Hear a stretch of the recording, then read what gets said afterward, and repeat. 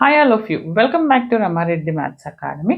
ఈ వీడియో ఏంటి అంటే, ఇప్పటివరకి యూనిట్ 1లో బెర్నౌలీ లీనియర్ డిఫరెన్షియల్ ఈక్వేషన్ నుంచి ఈ క్వెషన్ నేను ఏదైతే వీడియోలో చెప్తున్నానో అది ఇప్పటివరకి almost every time maximum repeat అవుతుంది.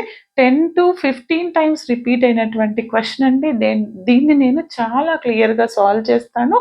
బట్ ఇంకొకటి ఏంటి అని అంటే, మన ప్లేలిస్ట్లో ఆల్మోస్ట్ M2 మీద 144 వీడియోస్, 143 ఆర్ 143 నుంచి 150 వరకు ఉన్నాయండి, ఇంక్లూడింగ్ హౌ టు పాస్. ఆ ఒక్కటి ప్రిపేర్ అయితే మీకు అసలు ఏ టెక్స్ట్ బుక్, ఏ నోట్స్, ఏ స్పెక్ట్రమ్ కూడా అవసరం లేదు. అంత క్లియర్గా చెప్పాను. బట్ ప్రతి ఒక్కరు నాతో పాటు మీరు ప్రాక్టీస్ చేయండి, అప్పుడే క్లియర్గా ఉంటుంది.